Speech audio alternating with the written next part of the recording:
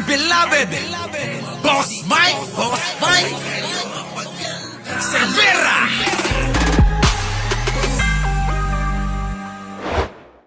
Duterte family, eject that. Nako, mga kababayan, no? Anong pinagsasabi? Duterte family ejected, no? Mga kababayan, pakinggan nyo ang balita ni Maharlikang ito. Dahil mahalaga ito para sa iniidolo ng mga bobo. Yung idol nyo, ultimo yung abogado, oh. Kita nyo, inaaway ni Maharlika, oh. Nako, ano kaya mangyayari niyan kapag nawalan na ng abogado? No choice. Sino? Si Roque na lang. Ha? Si Roque na lang. Ganun ba? Bumabaliktad na ba? Hindi ko nga alam eh. O, eto na. Pakinggan ho ninyo. Hoy Kaufman, mag-resign ka na. O, kita nyo. Hoy, Kaufman, mag-resign ka na. Wala kang silbi. Oo. Wala kang silbi. Ito naman si Maharlika, mga kababayan. Alam nyo naman yan, yung bunganga niyan, ano? Oo. Para bang pag-aari niya si Digunyo eh. Para bang, Para bang kailangan siya yung mag-desisyon para kay Digong. Ano po? Ha? Parang si Maharlika ho ang kailangan magdesisyon para sa ikabubuti ni Digong. Yo, naman pala. Sige, pakinggan nyo na, mga kababayan ko. Pasok! Hoy Kaufman, mag-resign ka na. Or Oh. else you, Duterte family, eject that. Naku. Walang kwentang abogado. Kahit hindi kayo lawyer. So, tatanggalin na ba ng mga Duterte yan? Kasi nagsasalita na ng ganito si Maharlika. So, ibig sabihin, mga kababayan, ganun na nga mangyayari. Ano? Akala ko ba si Kaufman pinagmalaki ng mga DDS nito? Sabi ng mga DDS noon, ang pinakamagaling na international lawyer ang kinuha ni Digong.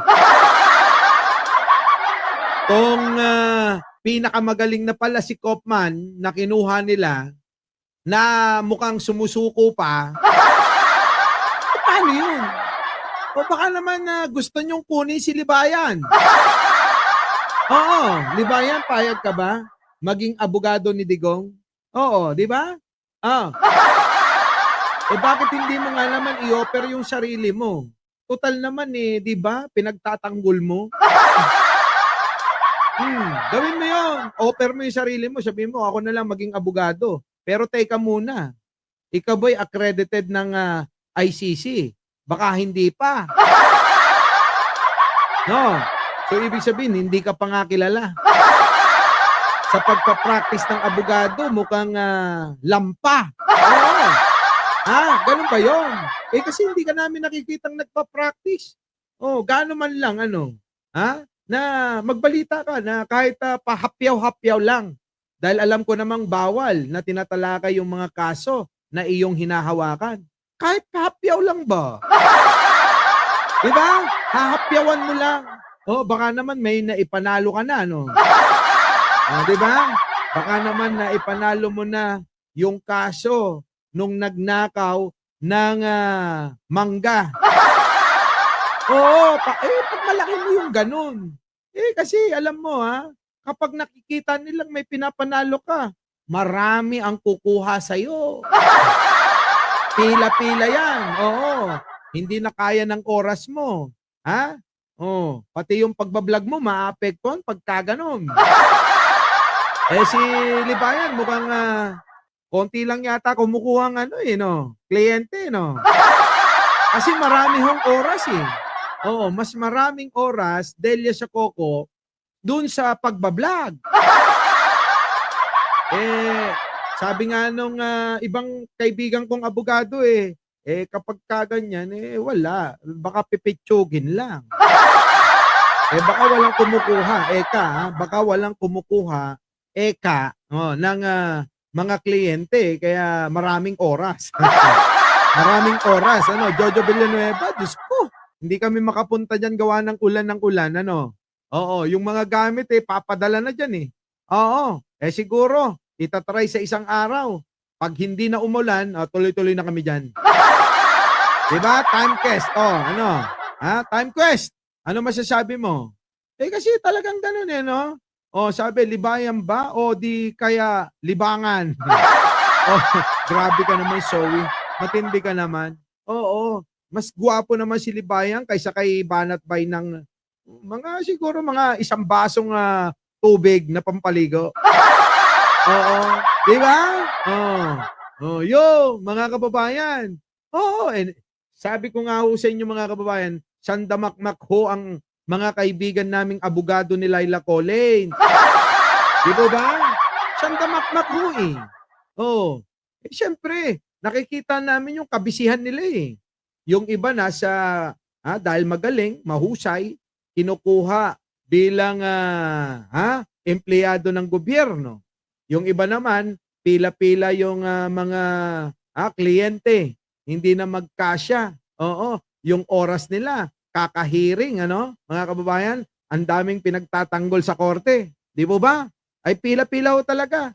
Minsan tatawagan mo, Brad, nasa nasa korte, may hearing ako, mamaya na ako tatawag sa'yo. Si Libayan, pag may tumawag, pare, wait lang, nagbablog ako. Ay, naka! Ibang klase! Di ba, no?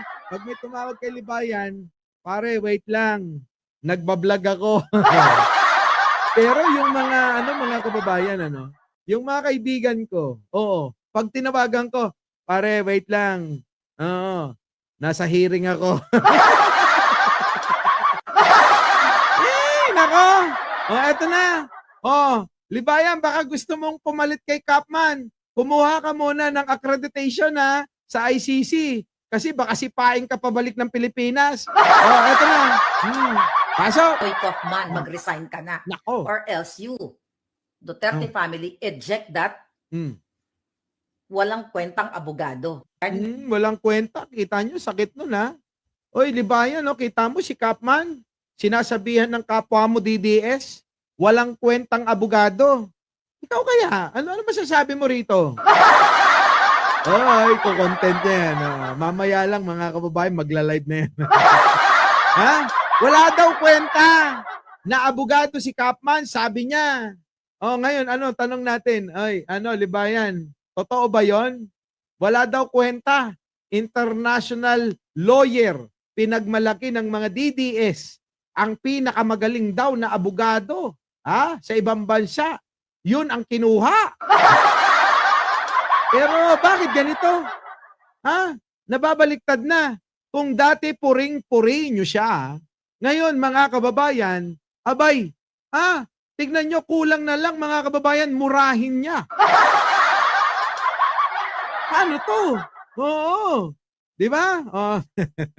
Parehas lang daw sila. Uy! Tuloy! Hindi kayo lawyer. Walang kwentang abogado. Naku, walang kwentang abogado. Oo. Libayan, maniwala ka. Pagka ikaw tagal-tagal pa sa kampo nyo, sasabihin din ni Maharlika sa'yo, walang kwentang abogado. Vlog lang ang alam mo. Ganun yung sasabihin. Eto na. Hindi kayo lawyer. Oo nga. So, ibig sabihin, si Kaufman dumidepende kay Marcos Jr. para mapalaya ang Pangulong Duterte? Oo nga. Yun lang yung nakikita niya na paraan para magawa yung trabaho na mapauwi. Dahil ang habol nyo lang naman, mapauwi si Digong. Kung inaasahan ninyo na si Digong ay mapapawalang sala, ito, malabo. Sa dami ng mga pinatay ni Digong, hindi kakatigan ng ICC yun. Di ba, Elsa Ramos? Paano kakatigan ng isang mamatay tao? Na siguro nung panahon na yon, Maharlika, hindi mo nabalitaan. Kaya hindi mo alam na maraming pinatay yan. Walang sinisino. Oo, tandaan mo, kahit sino ka pa, maging abogado. Kaya, nakalimutan yata ni Libayan na maraming pinatay na abogado yan, si Digong, na kanyang kinakampihan. Di ba ba? Napakarami. Kaya ikaw, Maharlika, magdahan-dahan ka. Yung abogado nyo ginagawa na lahat ng kaparaanan. Baka nga sukdulan, lumuhod sa harapan ni Pangulong Bongbong Marcos. 'Di ba? Gagawin niya yan. Hindi lang siya mapahiya at hindi lang masayang yung binayad ng mga Duterte na balita natin 150 million. 150 million. Di po ba mga kababayan ko? At hindi no. Sabi ni Corazon na Taiko, o baka mademanda ka daw ni Kapman, ang dami mo ng demanda. Oh. John SDL, tagal ng ICC, nip na si Bato. At sarang itok-itok. Sige, tuloy. Si Santi na yan si Kaufman, mga pamilyang Duterte. Abogado naman si Inday, yung mga advisor. Bobo nga si Inday. Kita nyo mga kababayan ko, inuutusan niya yung mga Duterte. Oh. Sabi ng mga ni Maharlika. Mga Duterte. Si Santi nyo na si Kapma. Walang silbi. Di ba mga kababayan? Yan ang pang hinihintay nyo mga Duterte. Sumunod kayo kay Maharlika.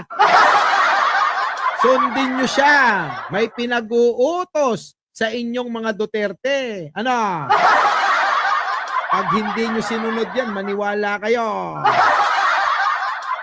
Isusunod na kayo neto. Sundin nyo ang sinasabi ni Maharlika. Malakas ang topak niyan. Sa sobrang lakas ang topak niyan, maniwala kayo. Pati kayo babanatan na niyan. Naku, mahirap to. Sabi ko sa inyo, iba sapak ng utak neto si Maharlika. Pag tinitigan mo to sa mata, makikita mo talaga. Ano makikita, Boss Mike? Duling siya. Duling ba? Duling. Ito na. Utusan mo. Maharlika. Utusan mo yung mga Duterte. Mukhang mahina yung mga kokote. Dahil naniniwala ako sa iyo na mas matalino ka sa kanila. Kaya lahat sila, pag-utusan mo. Walang silbi. Abogado pa naman. Si Digong. Sino pa? Si Sara. Pero parang, teka. Parang mahihina ulo. Mas matalino ka pa. Di ba? Ayunan natin si Maharlika kahit ngayon lang. Mas matalino si Maharlika kaysa kay Sara. Kita nyo naman. Si Maharlika nag-uutos lang sa kanya. Saan ka nakakita ng ganon, mga kababayan? Si Maharlika, inuutusan lang si Sara? Ganon katanga, di ba? Alam ni Maharlika na bobo at mahina talaga ang ulo ni Sara. Kaya nga, inuutusan lang eh. Saan naman kayo nakakita? Tayo nga kay Pangulo, nagmamakaawa pa tayo eh. Kung maaari lang po, di ba? Humihingi tayo ng pabor, di ba? Na, nagpapakaasi ba tayo? Pang-aasi, apo. Apo, Presidente, kastoy ko maapo, numabalin lang apo. Eto, iba, mga kababayan. Tanggalin niyo, mga Duterte, tanggalin niyo yan. Ikaw, Sara, abogado ka pa naman, tanggalin mo na yan.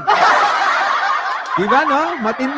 Matindi si Maharlika, mga kababayan, no? Eto na, panoorin nyo na. Marcos Jr. para mapalaya ang Pangulong Duterte. Si Santi na yan si Kaufman, Si Santi nyo na si Kaufman, mga pamilyang Duterte. Kayong mga pamilyang Duterte. Kulang na lang, murahin na kayo neto. Abogado naman si Inday, yung mga advisor. Gago ka raw, Inday.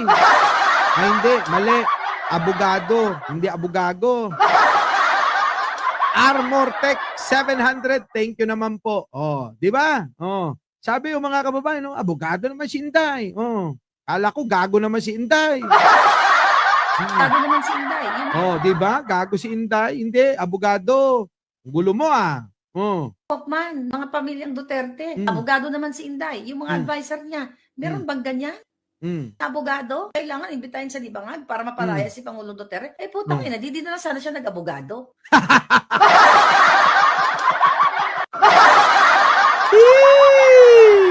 Wala na, nagkaloko-loko na mga kababayan. Kaya kayo, mga DDS, wag na kayong umasa. Umaasa kayo na mapapauwi pa si Digunyo. Napapagod na kami nakakasabi. Kung hindi yun nakakahon, nakagarapon, maaaring maiuwi yun. Pero hanggat nandiyan dyan, na nakakatayo sa pamamagitan ng tungkod, yung matandang Duterte na nakakulong, tandaan nyo, mananatili siyang nandyan nakakulong. Diba, mga kababayan? Oh, ano yan? Rosalina Chanco, sensya na. Oh, silent viewer mo po from Hong Kong. Thank you naman po. Oh, eto na. Ako sa pangunawa ko, sa payak kong pangunawa. Payak. Independent po. Di ba sabi, independent ang ICC. Hindi Oo nga. pwedeng panghimasukan kasi sinusunod na yung kadyotahang Rome Statute na yan. So, ibig mong sabihin, Kaufman, pag sinabi ni Bangag na, palayain na yan, pauwiin na si Pangulong Duterte, ibig sabihin, mabaliwala na itong ICC. Oo, mababaliwan na daw yung ICC. Hindi! Alam mo, sa totoo lang ito itama nyo ko. O sa mga DDS dyan, itama nyo ko kung mali ako ng pagkakaanalisa. Pwede po ba? Oo, ako po'y nakikiusap. Sa lahat po ng DDS na nandidine. Oo, itama nyo po ako kung mali yung aking pagkakaanalisa rito. Ano po? Natila ba? Eto na, ang aking pagkakaanalisa. Itong si Maharlika, tila ba pinangungunahan yung desisyon ng pamilya Duterte? Na tila ba wala siyang tiwala? Siya kung ano yung kayang isipin ni Sara. Dahil po mga kababayan, siya na po ang nag-uutos kay Sara mismo. Natanggalin na si Kaufman kahit malaki. Yung binayad, 150 million. Kita nyo mga kababayan ko? Di po ba? So, nagpapakita ba na talagang mahina ang ulo ni Sara? Binanggit niya, abogado ka. Hindi mo alam kung ano yung dapat gawin? Hindi mo alam na yung abogadong kinuha nyo ay gumagawa ng kaparaan na para lalong madiin si Digong. No, mga kababayan, matindi, no? Kung ako sa inyo, yan. Sa totoo lang, yan. Alin? Yan. Yan ang problema nyo. Sa totoo lang, problema ho nila talaga si Maharlika dito. Kasi mga kababayan ko, sa totoo lang wala naman na talagang pag-asa Hindi ko ba alam bakit pinagpipilitan pa nila. Wala na ho. Kahit pa ho, mag-aring-king-king kayo dyan, nang labas ang itlog ni Roque, wala na hong pag-asa Di ba? Oo. Kahit sumayaw pa sila ng aring-king-king, na labas ang itlog ni Roque. Kahit pa sumayaw din si Maharlika ng aring-king-king. Kahit na malaki tiyan neto Di ba? Wala na ho. Wala na ho talagang mangyayari. Di ba? Sabi ni Michael Alwag, 777. Likes. Nako, gawin nyo namang 8888. Wala na to. Laila Collins, game over na. Yung pong si Digong, wag na kayong umasa. Sapagkat si Digong, kailanman, hindi na makakalaya. Masakit yan pakinggan. Tulad ng sinabi ko, mga DDS naming minamahal. Ayaw namin kayo bulahin ng kasinungalingan. Gusto naming maging tapat sa inyo. Oo, kaya kahit masakit, sasabihin namin ito. Our beloved Boss Mike Cervera.